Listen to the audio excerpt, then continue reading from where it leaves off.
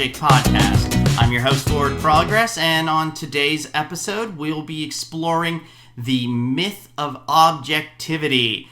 Joining me today, I have two lovely contestants stepping up to the mic. That's right, contestants. This all can be yours if the price is right. Can we go to space camp if we do well in today's competition? Well, you know, you got to pick what's behind door number 1, 2, or 3. What's in the box? Gwyneth Paltrow. I'm getting ahead of myself. But anyway, so welcome to the Let's Make a Deal podcast. I'm not Wayne Brady. No, but as always, I'm Forward Progress. This is the podcast where we take social science and everything fandom and blend it together to make a better tomorrow. I'm joined as always by my lovely co-host Nova Rose. Hello. And our special guest today, joining us from not too far away from us. Across the river. Across the river from us. Across the river. Ladies and gentlemen, welcoming Kermit the Grog. Hey-ho! I'm excited to talk about this, because this is definitely a topic that we've discussed long ago in the past and had to deal with agonizingly every single week as new episode threads went up. Indeed. Oh boy. So we'll start right away in a sense of there's objectivity and there's subjectivity, and we could go in depth on definitions and what it technically means. But I'm going to ask each of you, in your own mind, do you feel that there is such a thing as being able to be objective about a piece of media? And anybody can go first if they like. I would say yes. I feel like it's a little different from media to media, but I feel like there are certain things that you can look at and you can go, maybe this isn't for me, but I can appreciate it for the particular elements that went into making it. I don't think that works with everything, but I think there's just certain things that makes that work of going, I know a lot of work and craft went into this, and it might not be for me, but it is something of value. Mm-hmm. And Miss Nova Rose? Try to think. I can't. Objectively, poor response. That's what it's about. Oh. No, that's my subjective opinion. Yes.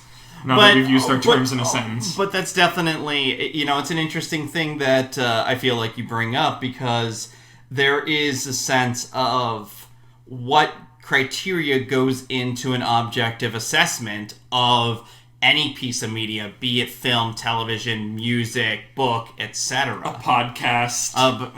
Yes. I'm just waiting for the reviews to come pouring in now. But if we'll tackle that. So choose any piece of media you like, whether it be an episode of something, whatever. It's how would you try to approach something from an objective basis? Oh. I know for me, I'm like, I usually have points, I guess, where it's like, it does something like, does it hold continuity? Does it hold my interest? And like, then like, if it doesn't kind of hit some of those points, like, I'm like, it's bad. But what if your ruler isn't what someone else's ruler is? And that's a good point. Let's face it, we live in a culture of review everything. Yes. And we look at it. I mean, look at Rotten Tomatoes.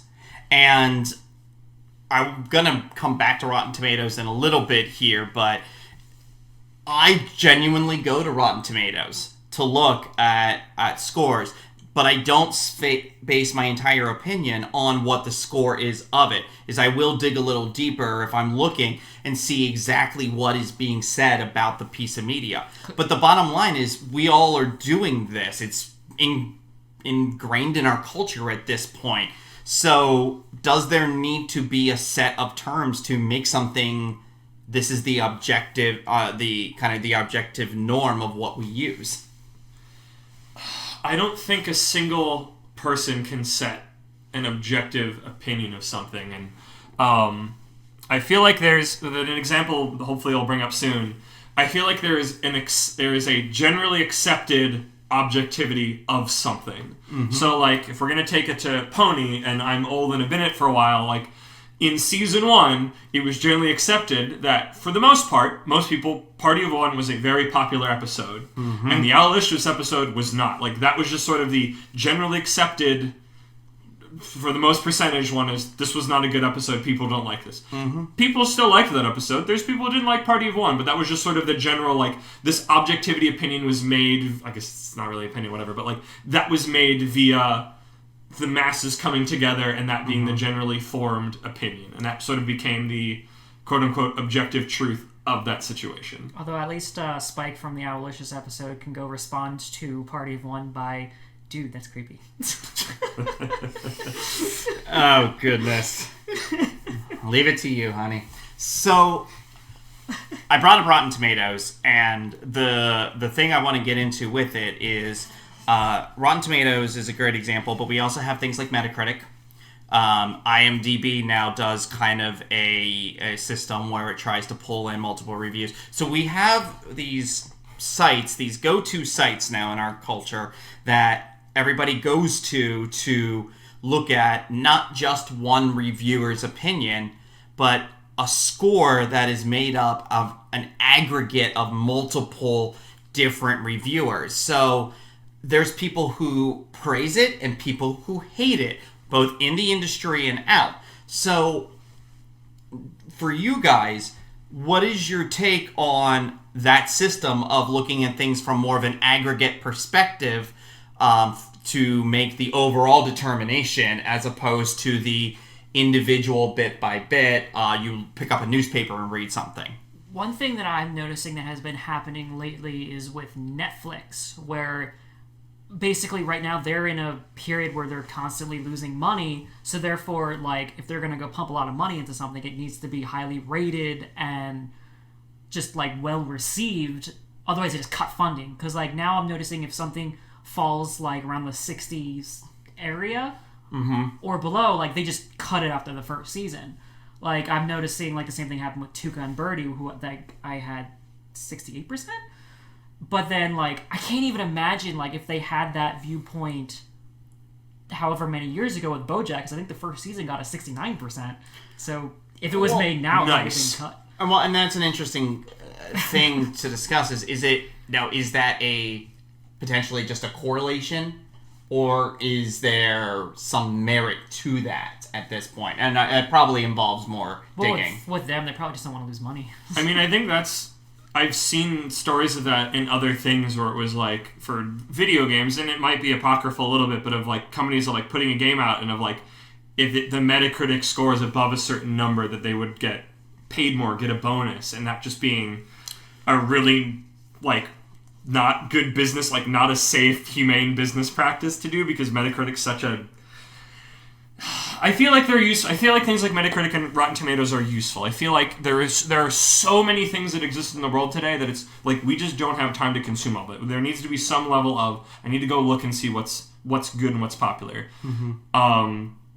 And I think, like you had said, Jerry, you can't always just look at the number and go, "Oh, this bullet went a certain. I'm not going to look at this." I think it's important that you dig into them, but I feel like it's an improvement over what we used to have, where you pick up a newspaper and you'd get a random Yahoo reviewing a thing, because you have no idea who that person is. You have no idea what they like or don't like. Are they a film snob? Have they seen every movie? Does a simpler movie then they don't enjoy it because they've been watching all these other things? Or maybe like they're looking for different things than you are. Maybe you're looking for the same and it's in order. Like I feel like what you do nowadays, besides you get a glimpse of the overall picture from all of them put together, and then you find reviewers that match your sensibilities for the most part. Or in reviews capturing things of like, oh, I like that, or like, that's not as important to me, so I don't care. So, with the sense of the aggregate perspective now, is it safe to say the onus falls on the individual to put in the effort to go beyond the aggregate? I think one issue that we're having now is just oversaturation, where like there's just so much to go see, so it's like, and honestly we don't have time to waste as much anymore, at least in American society, where like our time is super precious, so it's like we don't want to go waste our time on something that is possibly bad.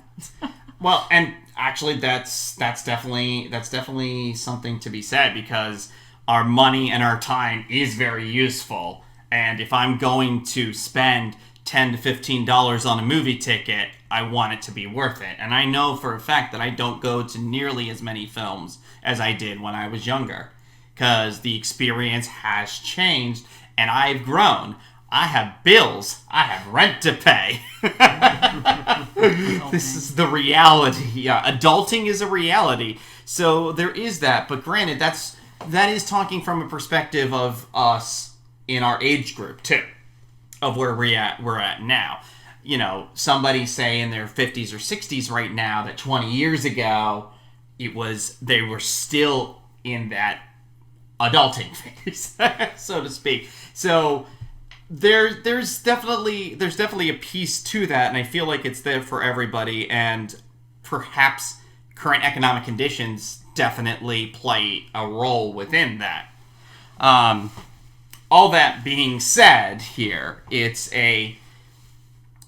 you can look at aggregates in a similar way that we tend to look at sharing posts on social media, in a sense of, hey, this movie's great because it got an 86 on Rotten Tomatoes, but then you don't look into what they specifically say or something like that. So is that a comparable comparison where you share something or you're just kind of toting something, but you don't know the meat and potatoes of it? Or it just doesn't appeal to you. Because it's like, I'm assuming, like, I'm going to just use as a random example of the little bit that I know about it. Like, Little Women probably did very well. It was nominated for an Oscar. But just because it probably had a high percentage on Rotten Tomatoes doesn't mean, like, I would like it or, like, somebody else. Like, it is of a particular style or, you know, of other things. Or of Joker, of we saw Parasite yesterday. And, like, we did. Those can be all great things, but they might not, what they are may not appeal to everybody. And you know what? Parasite's a great example, and I'm actually glad you mentioned it. We're going to be dangerous of spoilers, but... No, we're not going to discuss details. I'll say this. All three of us on the podcast watched that movie last night. All three of us thoroughly enjoyed it. Can understand why it won so many awards. However, I can plainly see that it will not be certain individuals' cup of tea. It will not, you know, it is a foreign film, first of all. It's from South Korea. Subtitles. It's something, now, while I feel it is very well acted, for some people, they can't get past that. It's, you know, and it's coming to that ever-going debate about subs versus dubs and this and that. Dubbed which... But there is a point to be made that a lot of films do get dubbed for international release. Same thing with media in general will get dubbed for international release. Since this all sparked from Pony from the get-go, Pony's a great example because there are the original voice actors and actresses from mostly from Canada, some from California. They're internationally known, yet there are several translated versions of it as well. So that's, you know, it's an interesting thing of there's some people will be wanting to still consume the original media and some people will prefer that. And is there anything wrong with that? Swedish Spitfire's amazing. All the Japanese ones I remember watching are adorable. There's definitely some, I think Italian. I want to say I saw an Italian version of either an episode or a song that was too cute to boot. And I was enraptured by it. But back to the main point at hand here is there, you know, like, we have a culture, and let's kind of transition it back to anime since we're kind of going in this foreign language thing. That's a big debate in the anime community that rages on, is there will be people who will vehemently say you're not a true anime fan, weeb, whatever you want to call yourself, otaku. You're not truly a fan unless you watch it subbed. There are people who will always say it. And don't even get me started on the Avatar debate. No, I don't want to do that one right now anyways. No. But But that's a thing, and it's a thing, and it's kind of what you were saying earlier about there is an overall norm that gets set, but is that fair for the norm to be set? No, well, it's not fair, but it's just something that occurs. When people are talking about something and you see people talking about it, a generally accepted opinion becomes, this is the standard. Mm-hmm. People can buck that standard, that's fine, but like that becomes you just get a sense of things. I feel like going more to subs versus dubs, like I feel like a lot of that comes down to whatever you got to first. And you can have your reasons, and they can be genuine and they can be reasonable, but at the end of the day, I feel like it's that. It's like, I can't watch Dragon Ball Z subbed. I grew up with the dub, and then now with Dragon Ball Z abridged. Those are the voices even with the abridged. Even just abridged, it's like, I can't listen to the original voices anymore because the abridged versions are what I hear in my ear when I look at those characters and I see them. And like that's even English to English. Yeah. To old voices that I was used to before. It's whatever, because the moment you go... I always remember when I was watching through Gurren Lagann back in the day, I was watching it subbed, but the version I had also had the dubs baked into the video file, and those would play by default. So one time I had it set up, and I was far away from the laptop at the time, and it started playing the English voices, and I'm like, what is going on? What is this? This sounds awful, because I was like halfway through or more through the series, and I was so used to Japanese voices, I'm like, who are these strangers? Who are these imposters? But because I wasn't used to that. I'm sure if I started with those from the start, where I had no concept of what the Japanese voice actors sounded like, I would have thought it was totally fine, and I would have moved on.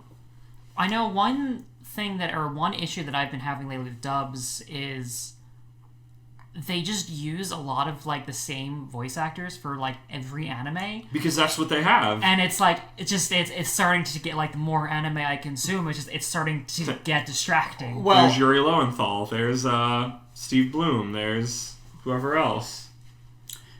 It's interesting because all the conventions that we go to and you see these VIPs get announced, and then you start to see their credit list, and they're extensive, and it's impressive. First of all, they're actors; they need to work. That's how they get paid, and it's great to see. But I know for myself, there's certain properties that I'll watch, and I'm more talking about American cartoons at this point, where you will be watching something and you'll just be like, "Wait, I know that voice." Yep, there's literally a documentary called that. It captures that idea very well. Going back to Ponytera Strong is obviously one. She's been in so many things where you can tell her voice usually, but at the same token, she can do so much with it where you know it's her, but it's unique enough to stand on its own. Yep. And there's a lot of other voice actors like that. Phil Lamar is another great example. Also, freaking awesome person. I've met him. He's fantastic. If you ever get out to California, see his improv. But Mr. Name Dropper over here. What he does. Hi. Anyway. Horse popular. Something like that. So, but the point remains of there is that, and that's a thing that can affect your viewing, obviously. But it's not necessarily. It's kind of a thing of you don't want to see them not get that work either. So there's reasons. There's so many different reasons, and it's an interesting thing you bring up about the reasons you're picking out things from dubs, especially because of our history. And I'll tell the audience here, I traditionally watch subs. Nova Rose here traditionally watches dubs. So literally with one of our favorite anime series, Seven Deadly Sins, when the most recent season came out on Netflix, there was a period where she was downstairs watching it dubbed, and I was upstairs watching it subbed, because that's how we consume it. But neither of us judged one another for it.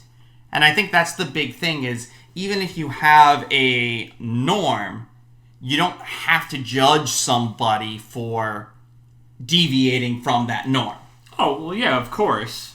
I would agree with that. Yeah. I think there's, I guess, not a sort of counterpoint, an example that I think you were there for that one. So I feel like sometimes you come upon a piece of media that you you love. You just you cannot help but gush about it. And you just go, I love this thing, I just want to share it with others. Can you see where I'm going with this? Do you know which one I'm talking about in particular? Okay. All right. Yes, actually, it's when I originally came up with this, the concept for this podcast, I thought we might go here. Okay, so freaking Mad Max Fury Road, when it came out, and is still now an incredible movie. It is one of my favorite movies of all time. It has been, I don't even know how long it's been. It's been way longer than I probably think it's been. It's been 5 years, maybe? No, who knows? Probably longer. Who knows? 4, but probably. Like, I love that movie. When I saw it in theaters, I thought it was amazing. I wanted to go see it again. I own it on Blu-ray, which is very few things that are like, I always want to watch it and I want to talk about it. I think it's incredible. So we're like, Jared, were you there for this one? I was there. It was you, myself, and a good friend of ours. Yes, and he wasn't there. The original viewing, we were like, let's go do it. I think it's like a Saturday, like it's a morning. It's like a weird time where we're just like, we're gonna go to the theater and watch it again. We've been gushing about it for like a week or more. Like, we cannot shut up. We're so excited. And he sees it, and we get out of the movie theater, and I can tell he doesn't like it. And it takes as someone who usually considers himself like pretty understanding and being rational. Rational. Yeah. Rational. Okay. A rational person. Yes.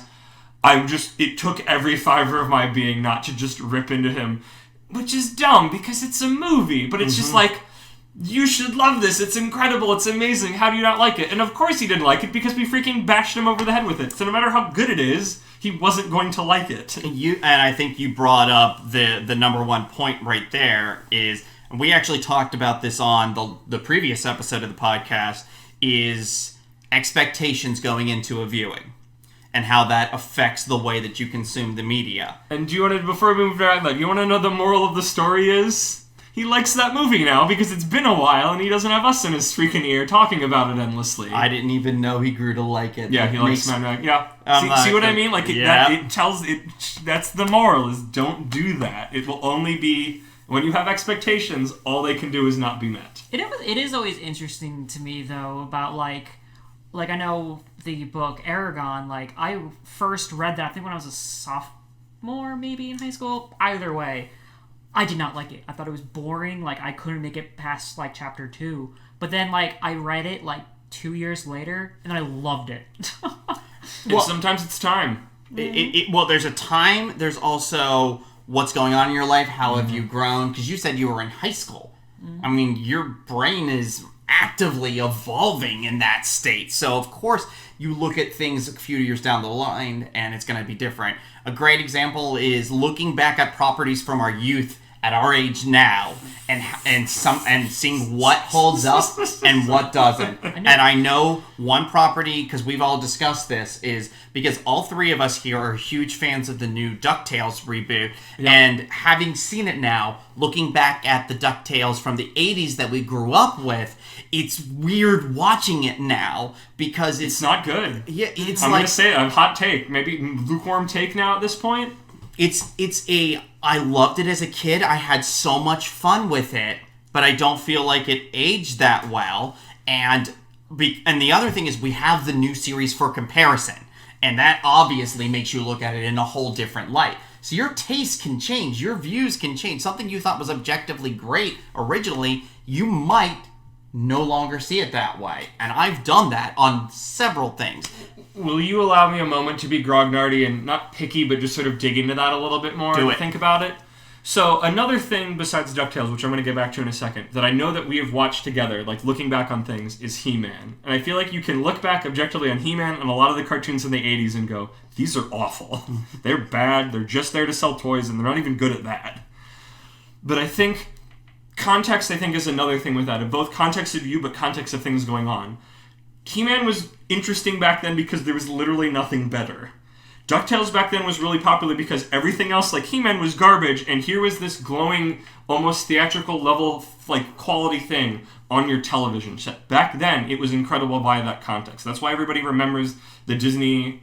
Is it the afternoon or the morning block? I never remember which one's afternoon. The first one. Yep, it was DuckTales, Tailspin, Darkwing Duck. Everybody remembers really fondly because at the time, most of the rest of animation on television was garbage. It was not good. It was like, it had almost no budget. It was just to sell toys. It was made cheaply. it was made stupidly, and it wasn't good. DuckTales is remembered fondly because at that time, it was good. In that context where everything else was garbage. I feel like there's a similar thing to an extent with, like, when Ren and Stimpy came out, is that, and I can't speak to it getting better now, it's not to my taste, personally speaking, but, like, one of the reasons it's so fondly remembered is because most of animation at that time, especially on television, was made uber cheaply, and the same thing of the He-Man thing. It was made uber cheaply, it didn't have that old sort of, like, Looney Tunes sense of, like, quality and pizzazz, and that's why it was such a big deal back then. I'm not a human being that can speak on its aged well or not, but I can speak to DuckTales and go, yeah, the original DuckTales, especially compared to the recent one, hasn't aged well, because now we have more things to compare it to, but we don't have the context anymore because we've moved forward in time. Mm-hmm. Well, what's interesting is we're getting a lot of reboots lately of these properties. It was very recently announced that they're going to have a reboot of Masters of the Universe with Kevin Smith attached to it, which is interesting because, you know, first of all, it's Kevin Smith. The man is as nerdy, if not more nerdy, than anybody in this room. And agreed. He's going to approach it with a love, but, you know, you don't know what he's going to do with it now. And it could be better, it could be worse. Obviously, you never know what's going to come out of a property until it lands. But there's always people who are going to look back fondly on those things. And then you always question, is it nostalgia glasses? Are they wearing the nostalgia glasses, or it's just... That makes all of these always so much more difficult. It's like, are you wearing nostalgia glasses? When was the last time you personally sat down and watched this? Because it's like, I remembered loving DuckTales as a kid, and that whole Saturday morning block. And then for years ago, when I was going through a bunch of Dincy animated movies, I watched their little TV movie, and I'm like, this isn't... I think it was even before the new DuckTales came out. I went, this isn't that great. Also, there's like a really... not really upsetting, but a somewhat upsetting, like, Middle Eastern stereotype in here that is aged very poorly, which can also definitely change opinions on things. I know I might get a little bit of flack, but Go for it. One thing that I've noticed, like, I was really into the anime Fairy Tail, and, like, I, like, absolutely loved it, and then it's like, I went and tried to rewatch the series again, because, like, I forgot a lot, and I know they released more content, and I'm just like... More content is an understatement. Yeah. And I was just like, this is not good. Why did I like this? One Piece. It's like I have 1,000,000,000% the same thing with One Piece, because I freaking started that series when I was in middle school, and back then, them starting really basic was easy, but now I think back and I go, how did I ever like this? It's so simple and basic, and now it's like, wow. And I think some of it's like you have to be along for the journey or find it at the right time that you get through those initial things that you can then be...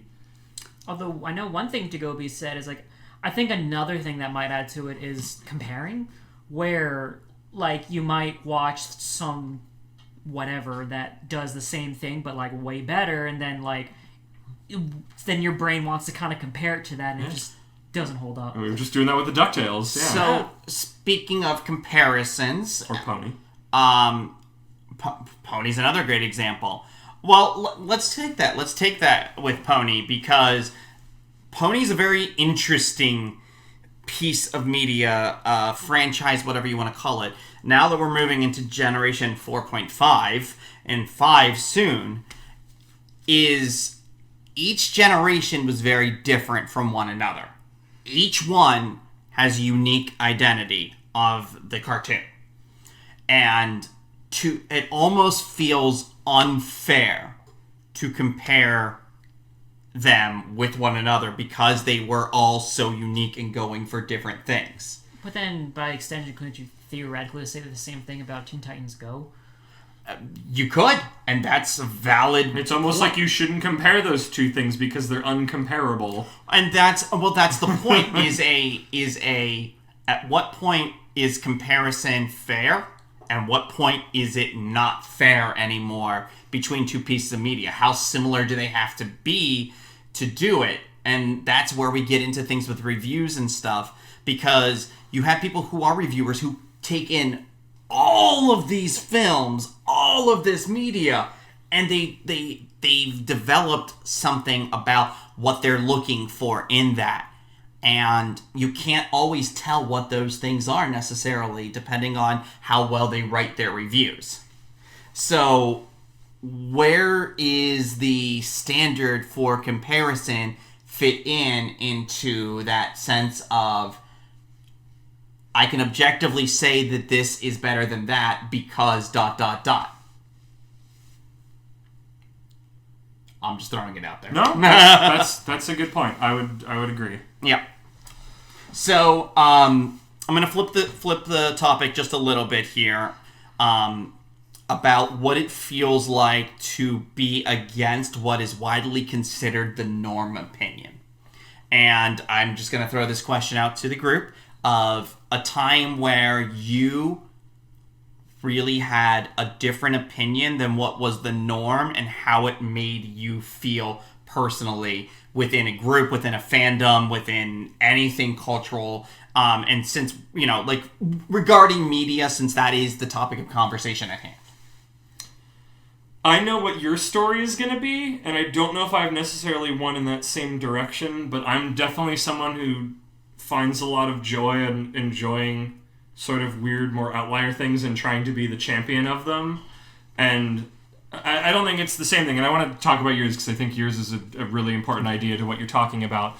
But the idea of, like, here is this thing that I love. I wish more people loved it. And it just doesn't get the recognition. And it just sort of dies on the vine. And it's just like, I failed my child, Well, I'll bring this up for you here. Is you love to share things with me that you love, and you always want me to love it just as much as you. I have one then. Continue yours. I have mine. And it has happened a few times that I don't love it. Now, it has happened sometimes that I absolutely adore it. You showed me Death Note and thought I wouldn't like it, and I thoroughly enjoyed the whole thing.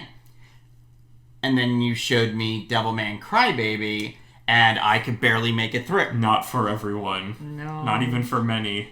For few. And then Happy was another instance of that, of something you love, and it just wasn't my cup of tea. So...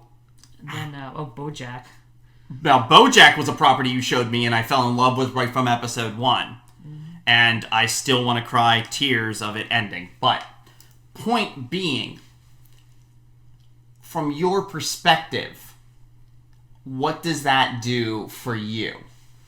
For me, I just, it's almost like a validation when I share the things I like, because it's like, I kind of go into this feedback loop where I'm like, I need people to like the things I like, so therefore I can talk about them. I've been there, yes. Because otherwise I'm just, in this, bubble of, I just really want to talk about something, but it's just no one around me cares. Yep. And this is where we get into the science end of things, because essentially what you're doing in those moments, it is a matter of preservation of self-esteem and your self-perspective. Because internally, you do want everybody to share your opinion. Whether or not you really realize it, your brain naturally wants everybody to look at the world the same way you do. And it's as big as religion and theology, and it's as small as an episode of a cartoon show that wasn't even made for your demographic. Yep. I know one thing that always got to me was back when I used to read a lot of pony fan fiction, I was, really big into Fallout Equestria and Project Horizons, and I always wanted to share with my brother, who at the time was big into the fandom as me, but it was just he did not want to give it the time of day because it was just a genre he didn't like. Mm-hmm. And it always bugged me that it's this is a legit, amazing story. How can you not even give it a chance? I have my thing that I wanted to talk about actually jumps off of that really greatly as a counterpoint. So the thing that I am the outlier that I knew for a long time I wasn't going to like and then finally didn't was, what's it called? Ava? What's it called? It's that anime with the robot, getting the robot Shinji. So while we are in a period of technical... Neon Genesis Evangelion. Okay. Evangelion. So for years, I hear about this from people I know, I hear about this from people on the internet that I like, and it sounds like over and over again, especially with how much I love Gurren Lagann, this is not an anime that Andrew wants to watch. This is not an anime that Andrew is interested in on a molecular level. I don't care about giant robots that much. It sounded really depressing and frustrating. It just sounded like something I would not like. And I told this to every human being whoever said I should check it out. And then one day, I finally said, sure, we'll sit down and watch it. I watched 2 episodes, and I really didn't like it, and then proceeded to vent out years of being frustrated about it to 2 human beings acting as my straw man. You know, and I stormed out of their house afterwards and went home in a huff. You know what's funny? I did the same thing, and I'm not going to be surprised if it's with the same people. I'm going to guess it is. We'll talk about it afterwards. But it's, I mean, in the same way, it's like, I do that. I mean, I've done similar things before where, like, one person becomes my straw man of, like, Jer, good buddy forward progress here, has been on the receiving end of me shouting about how much I'm frustrated at Kingdom Hearts, just going, just want Disney, stop being angsty and weird. It's funny because I think we're the opposite, where it's just like, stop with the Disney already. I love both.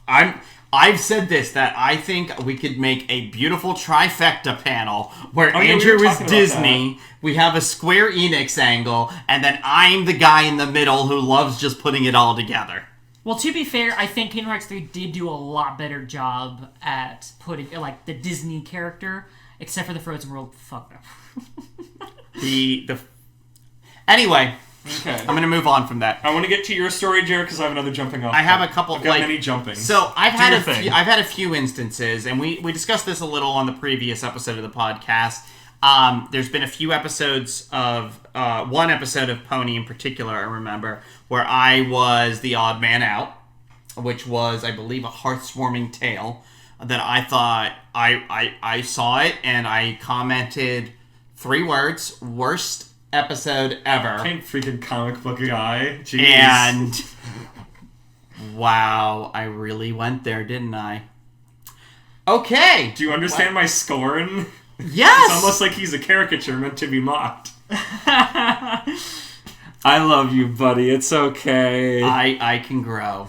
That's the lesson of this, is that even though I go and I do presentations and I have a podcast and all this stuff, I am incredibly fallible, and I own up to all of my mistakes, and I will talk about them freely on here, because if you don't admit it and you don't grow from it, then you don't ever evolve as a person. I'm a perfect human being, and I deny any chance that I'm anything less. Although I think that, that's a lie. This kind of goes to that talking point of the way you approach the subject, because it's like you can have the opinion of, like, it is the worst episode, like, that is a valid opinion, but then it's just like, it's a matter of whether you try to either actively or, like, yes. like, no, like, whether you're trying to actually force people down people's throat, like, even if you don't mean to, it can come out that way. So, there was that, and then, of course, the Pony movie. Yes. I'm infamously known for hating.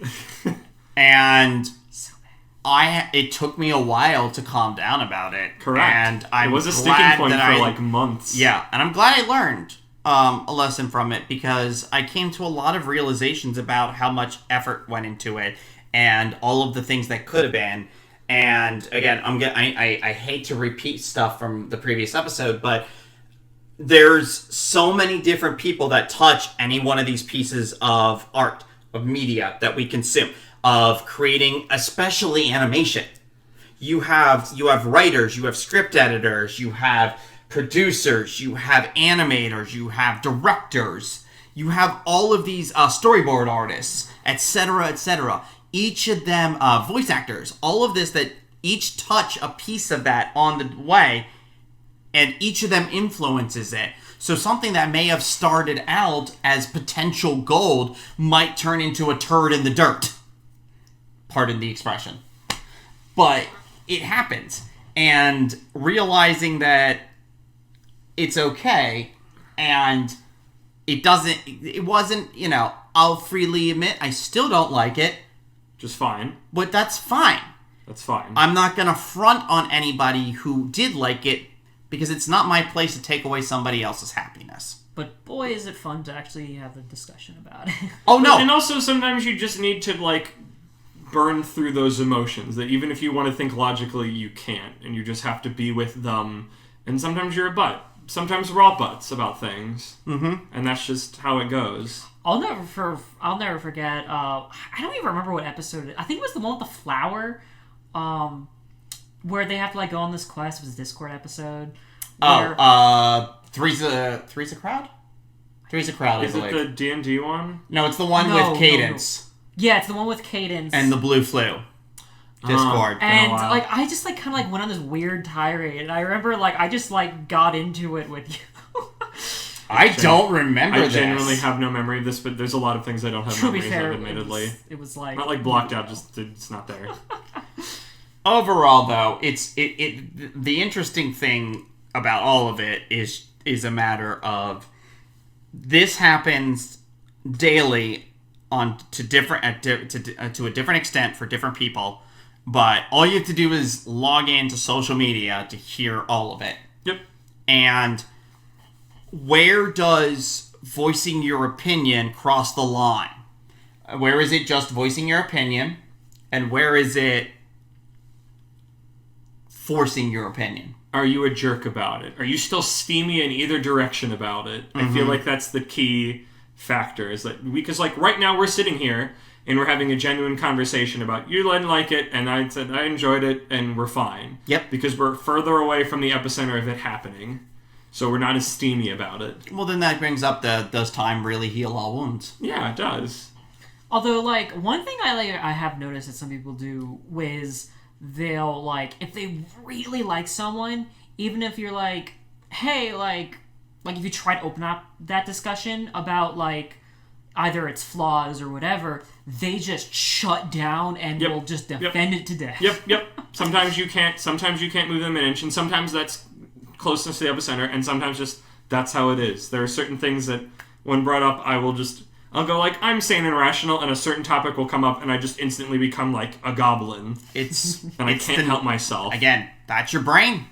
It's cognitive dissonance. Your brain doesn't like hearing something counter to what is your vehemently held belief. There's something you believe is true, and you hear evidence to the contrary.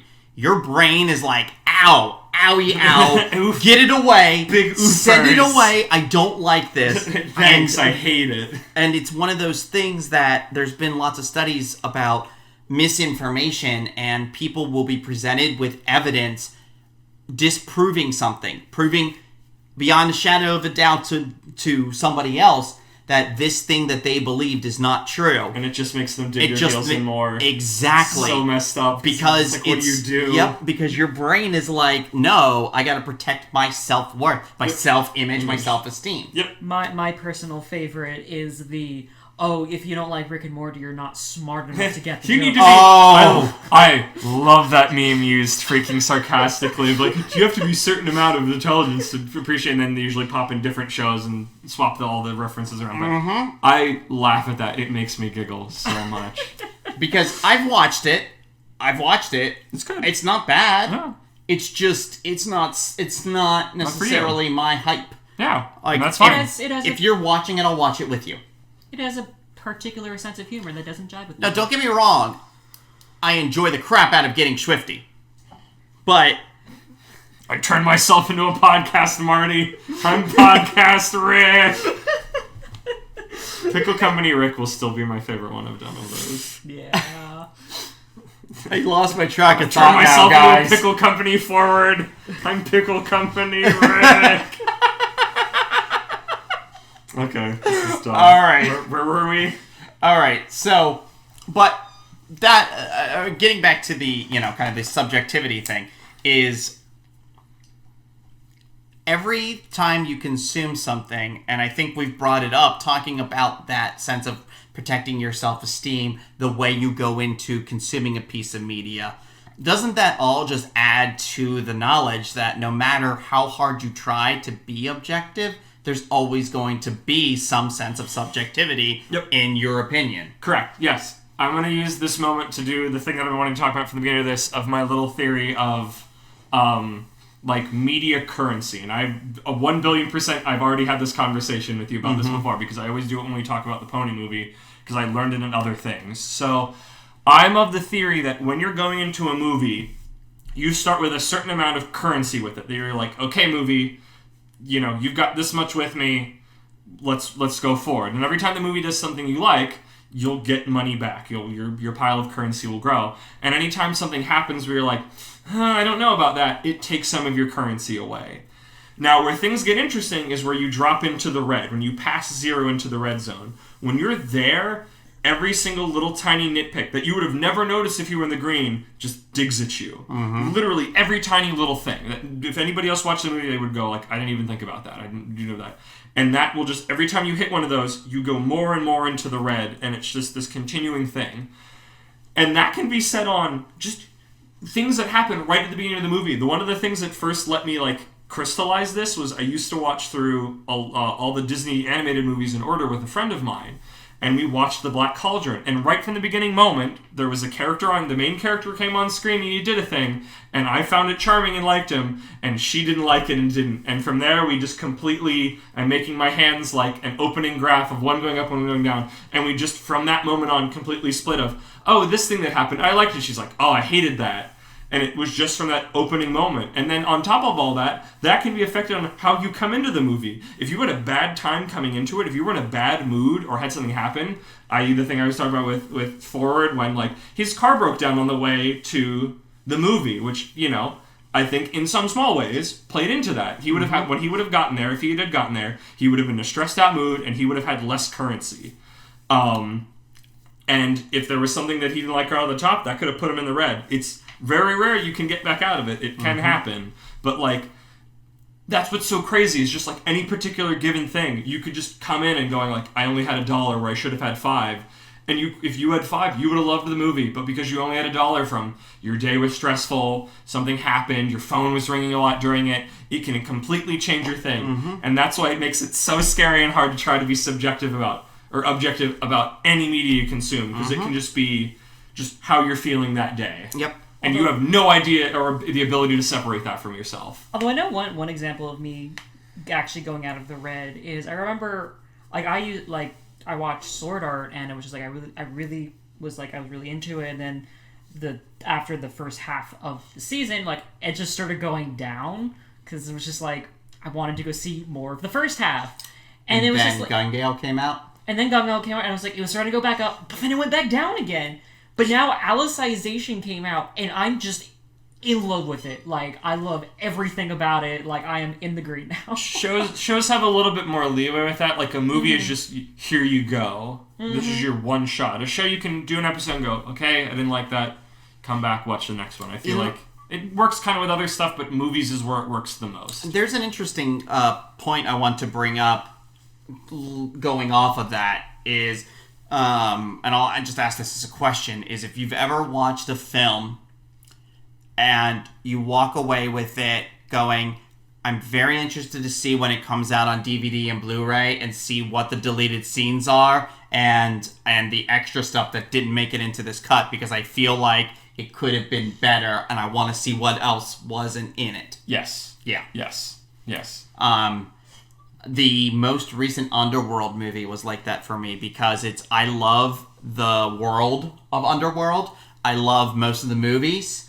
I don't think it was necessarily a bad movie. I think it was terribly edited. I'm sorry whoever edited it, but it just did not come off to me as well edited. And I felt like there were just a few scenes that could be added and made it good to make it just take it to another level. But they weren't there, and I walked out of that theater going, I want to see what shows up when they release this on home video. One thing that I found really interesting was I remember I think I saw like Zootopia like 3 times in the theater. Like I freaking loved that movie. It's a good movie. And I was just like one of these like I really want to go get that like on Blu-ray. Granted I never did, but like now like I'm like seeing some of the stuff that was actually on the Blu-ray. And it was just like seeing how different of a movie it is that like what it could have been. Now I almost like don't like it as much as I did the first time I watched it because I'm like, it's had so much potential. And like, what happened? Well, the other thing to go off of that is when we say these things about what could have been, also owning up to the reality of if X would have happened, it doesn't necessarily mean it would have equaled the great thing we thought we would get. Sometimes you can go, oh, if it had this and that, but it's kind of the whole butterfly effect idea of if it had that, it had those other things that you thought, would that have impacted other decisions, other things put into the process? Would it have worked here but caused ripples down the line you're not thinking of that would have messed with the Exactly. story? Or there was some production something or other that could have caused a thing. Mm-hmm. But I think that is interesting of either deleted scenes or like earlier versions of the script. We're getting a little late in the time and I don't want to open this can of worms, but I'm going to open it like I very much had that with the newest Star Wars. Actually, no, I can wrap this into kind of where we started with all of this. So like I really did not like Return of Skywalker, whatever it's called. Rise of Skywalker. The things that I got out of the movie before and was looking for weren't present here. By my measuring stick, we'll go back. That's why I wanted to take it back to the measuring stick.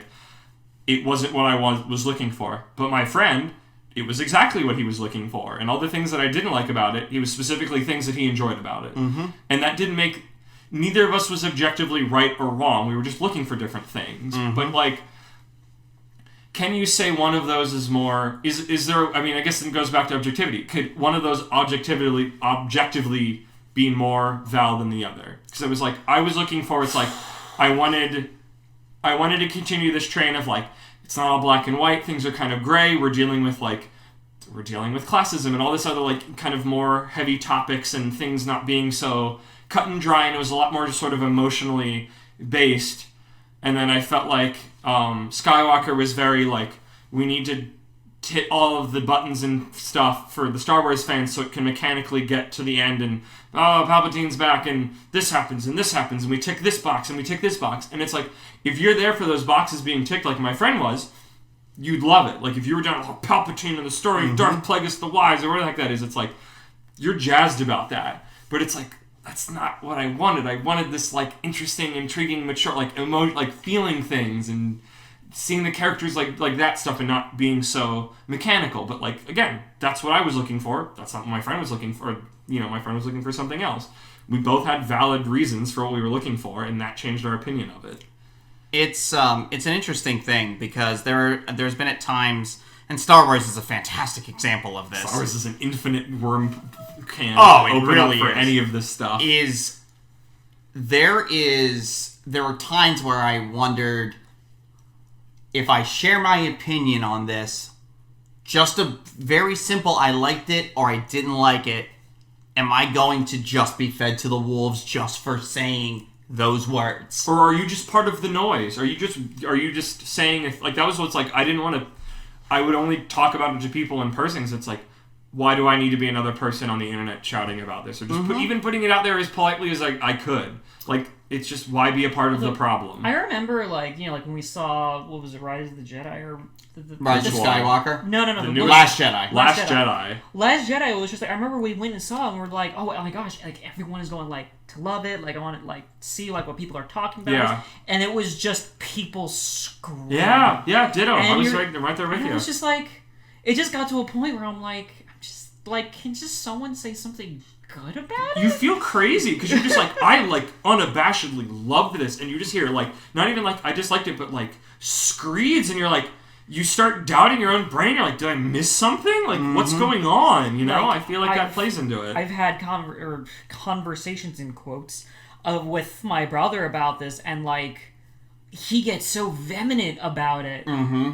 And it's just like to the point where like it gets to argument territory. Well, and I think that's the overall message I would like to kind of leave this episode with is I feel we're all better with more conversations and less arguments on these topics. Because at the end of the day, it's media. It is made to be art, to be entertainment, to bring some semblance of joy into our crazy, crazy lives. And sometimes to learn things, like we are right now. Dear Princess Celestia, today I learned... Oh my gosh, please make that how we end the episodes. Did we say the lesson we learned? Well, you know what? Dear it's episode Princess 2, Celestia, let's do it. Dear Princess Celestipo. Dear Princess Celestipo, today I learned about spiders is. Dear iTunes review board. But for real though, is we can... You reminded me of spiders. I just like it took me a second. We need to watch that. I forgot about that. Shout out to Riff Ponies and Argenbarger. That's an oldie but a goodie. Oh yes. But have the conversation, and I think a great message that everybody can deal with and everybody can latch onto. Don't be a dick. But also be understanding. Sometimes people can be a steamy butt about things. Sometimes you can be a steamy butt about things. And we have to understand, we have to be able to gain enough self-awareness to go, hey, I'm a steamy butt about this right now, and my opinion needs to cool down a little bit. And then I can have a rational conversation. After all, opinions are like butts, and everyone has them. Sometimes they stink. But sometimes they're really hot.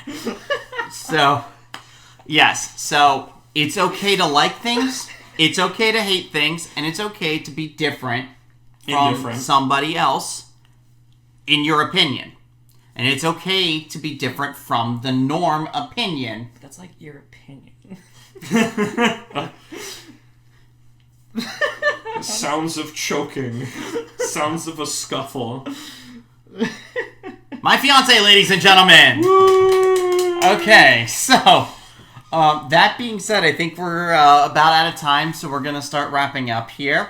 So I want to thank you all for joining me for this last hour or so of conversation. And Mr. Kermit the Grog, if you would you like to talk about anything you've got coming up here? Certainly. I am generally non-present on social media, but if you find yourself in the Lancaster area between, I believe it is March 20th to the 22nd at the Lancaster Convention Center at ZenkaiCon, I will be presenting a number of panels there. Probably under my regular actual name, Andrew Miller. So keep your eyes peeled for that if you're in the area. And thank you. And Miss Nova Rose, would you like to share the announcement from earlier today? In fact, yes, we are now community guests for TrockCon 2020. Indeed, it's popular. So we will be attending TrockCon once again. As community guest, we have a number of panels that we have been hard at work on. We have some special guests that will be joining us. We're not going to give away too much yet, as we still have about 5 months to go, but rest assured, it's going to be one crazy circus. So with that being said, thank you all for joining us today for episode 2 of the podcast. That's right, we lived on to make at least 2 of these things. And as always, be sure to keep friendship magic. Thank you. Goodbye.